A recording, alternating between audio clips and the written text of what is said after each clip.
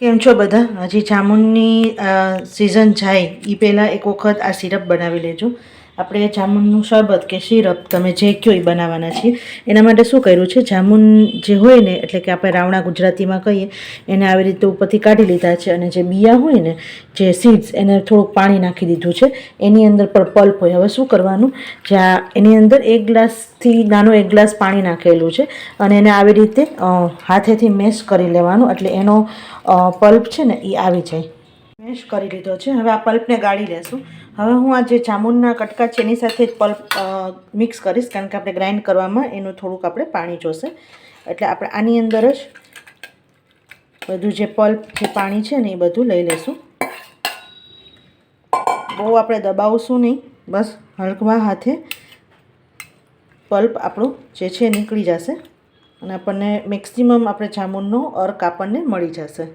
એક mixing bowl છે. હવે આ જામુન અને જે પાણી આપણે મિક્સ કરીને રાખ્યું હતું ને એ બધું નાખી દઈશું, અને એકદમ સરસ ફાઇન એકદમ ગ્રાઇન્ડ કરી લેશું. હવે અત્યારે બીજું કશું નહીં નાખીએ, ખાલી આપણે આને થોડુંક પાણી આનાથી વધારે નહીં લેતા. હવે આને સરસ ફાઇન ગ્રાઇન્ડ કરી લેશું. તો આપણે જામુનનો પલ્પ કાઢી લીધો છે, અને જેટલું જામુનનો પલ્પ હોય એટલી જ ખાંડ લેવાની છે. એનાથી થોડીક વધારે લઈ શકો તો ચાલે, પણ ઓછી બિલકુલ ન લેતા. હવે આપણે જામુનનું સિરપ, એટલે કે આપણે શરબત બનાવવાનું ચાલુ કરીએ. જો એના માટે આપણે એક પેન લીધું છે. પેન અત્યારે ચાલુ નથી કરેલું. હવે એની અંદર પહેલાં ખાંડ નાખી દઈશું, અને ખાંડ ડૂબે એટલું જ તમારે પાણી નાખવાનું છે, એનાથી વધારે પાણી નથી નાખવાનું.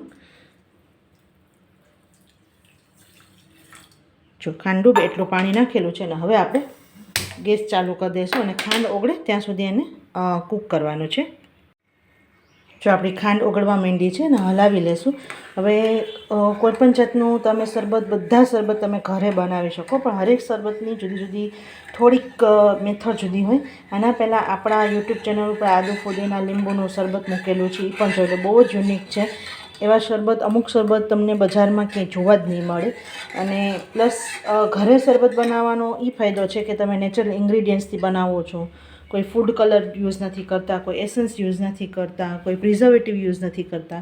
એટલે તમે જે પણ તમે યુઝ કરો છો, તમારી ઇન્ગ્રીડિયન્ટ્સ પ્યોર છે. એટલે તમે જ્યારે શરબતના ફોર્મમાં, થીક શેકના ફોર્મમાં, આઈસ્ક્રીમના ફોર્મમાં, જે પણ રીતે તમે એ શરબતનો યુઝ કરો અથવા સિરપનો યુઝ કરો, તો તમને એનો ફાયદો મળે, તમને ગિલ્ટ ફીલ ન થાય. હવે આપણે આ જે જાંબુનું સિરપ બનાવીએ છીએ, મલ્ટીપર્પઝ યુઝ માટે બનાવીએ છીએ.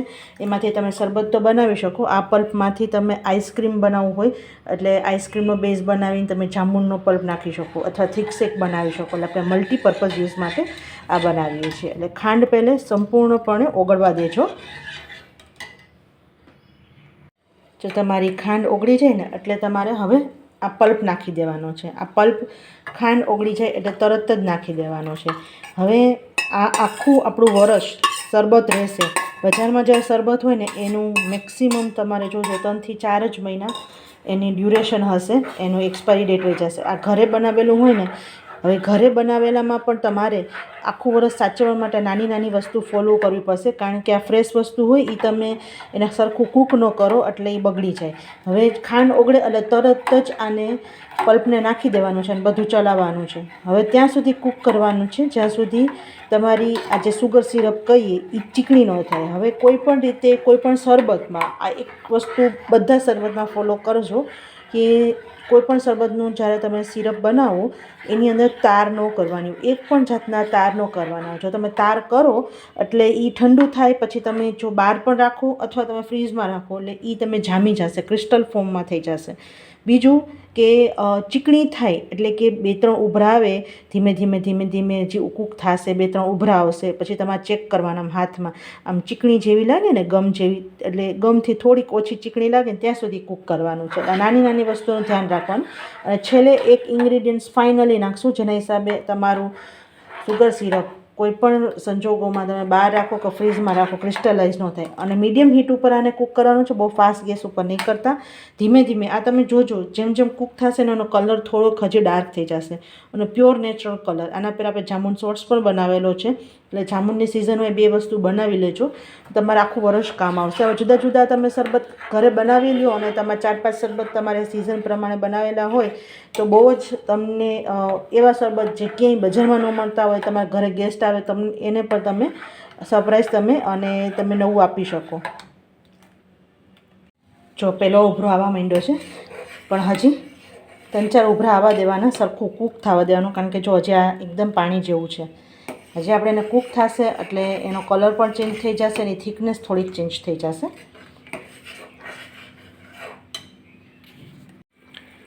વચ્ચે વચ્ચે હલાવતા રહેવાનું, જેથી બહાર ઉભરો આવીને બહાર ન નીકળી જાય, તમારું પ્લેટફોર્મ ન બગડે ને તમારી આટલી મહેનત પણ ન બગડે. એકદમ હવે ઉભરો આવવા માંડે ને, જ્યારે 1-2 ઉભરા આવવા માંડે ને થોડું એકદમ સ્લો કરી દેવાનું, કારણ કે હીટ અંદર બહુ જ હોય. એટલે જો પહેલાં કરતાં થોડો કલર પણ તમને ડાર્ક જણાશે. અને ધીમે ધીમે હજી કૂક થવા દેજો, કારણ કે એક વખત આને બહુ વાર નથી લાગતી શરબત બનાવવા, પણ આ કુકિંગ પ્રોસેસ છે ને બહુ જરૂરી છે, જેના હિસાબે એની અંદર જે બેક્ટેરિયા હોય બધા નાશ થઈ જાય અને લાંબો ટાઈમ સુધી તમારે શરબત એકદમ સારું રહે. જો આપણે સારી એવી વાર આપણે કૂક થઈ ગયું છે, અને હવે આવી રીતે છે ને એક ડીશ લઈ લેવાનું અને થોડુંક આવી રીતે ડ્રોપ્સ લઈ લેવાનું, 2 સેકન્ડ ઠરવા દેવાનું. અને ઠરે ને એટલે તમે ટચ કરી શકો ફિંગરથી એવી રીતે. જો હજી થોડુંક ચીકણું નથી થયું, જો તમે આમ જુઓ તાર નથી થતો, પણ હજી ચીકણું નથી થયું. એટલે આપણે 2-3 મિનિટ માટે આપણે કૂક હજી કરશું. અને તમે જુઓ કે આપણે જે ઉપર ફીણ હતા ને, ફીણ પણ ઓલમોસ્ટ બધા ધીમે ધીમે કૂક થઈ ગયા છે. એટલે એ પણ નિશાની છે કે જે પ્યોર ફ્રૂટ્સની તમે જ્યારે શરબત બનાવો ને, એટલે એના જે ફીણ હોય ને એ બેસી જાય, પ્રોપર કૂક થઈ જાય ને, એટલે એ પણ નિશાની છે કે કૂક થઈ ગઈ છે સિરપ તમારી. આવા ઘણા બધા શરબત, બધા ફ્રેશ ફ્રૂટના શરબત જે બજારમાં મળે છે તમે બનાવી શકશો. જો 2-3 મિનિટ કૂક કરીએ ને એટલે આપણું એકદમ જામુનનું સુગર સિરપ તૈયાર થઈ જશે. જો આપણે સરસ કૂક થઈ ગયું છે, અને હવે આપણે ગેસ બંધ કરી દઈશું. અને જેમ મેં પહેલે કીધું, એક તો ફાઇનલ આપણે જે નાખવાનું છે, જેના હિસાબે કોઈ પણ સુગર સિરપ, કોઈ પણ સિરપ ક્રિસ્ટલાઇઝ ન થાય, એના માટે છેલ્લે ગેસ બંધ કરીને 1 ચમચી 1 લીંબુનો રસ નાખવાનો છે, ઓલમોસ્ટ 1 મોટી ચમચી જેવો છે. હવે બજારમાં જે હોય ને એની અંદર લીંબુના ફૂલ કોઈ પણ સાઇટ્રિક એસિડ ખટાશ માટે નાખવામાં આવે છે, જેના હિસાબે એ નથી બગડતું. પણ એ જ વસ્તુ તમે લીંબુનું જ્યુસ નાખો ને તો પણ નથી બગડતું. મારા ઘણા વર્ષોથી આ જુદા જુદા બને છે. જો એનો કલર પણ કેટલો જાડો થઈ ગયો. હવે જેમ મેં કીધું કે મેં મલ્ટીપર્પઝ યુઝ માટે આ હું સુગર સિરપ હું સ્ટોર કરીશ. જો તમે ખાલી શરબત ફોર્મમાં તમે બનાવવા માંગતા હોય તો જ્યારે તમે ઉકાળ્યું ને ત્યારે તમે એની અંદર શેકેલા જીરાનો પાવડર, સંચળ પાવડર, મરી પાવડર તમે નાખી શકો. પણ હું આને આઈસ્ક્રીમમાં પણ ક્યારેક યુઝ કરવું હોય આ સુગર સિરપને, અથવા તમારે થીક શેક બનાવવો એમાં યુઝ કરવું હોય તો તમારે આ બધી વસ્તુ નહીં નાખવાની. અને આ વસ્તુ જ્યારે તમે શરબત બનાવો ને ત્યારે ઉપરથી તમે સંચળ પાવડર અને જીરું પાવડર નાખી શકો. હવે આને જો કમ્પ્લીટલી ઠંડુ થઈ જાય ને એટલે પછી એરટાઇટ કન્ટેનરમાં ભરી અને તમારે સ્ટોર કરી લેવાનું. બહાર પણ રાખી શકો. હું જનરલી ફ્રીઝમાં જ રાખું છું. મારા બધા શરબત બહાર ઓછા રાખું છું. ફ્રીઝમાં જ બધા લાઇનમાં સરસ શરબતની આપણે બોટલ ગોઠવેલી હોય.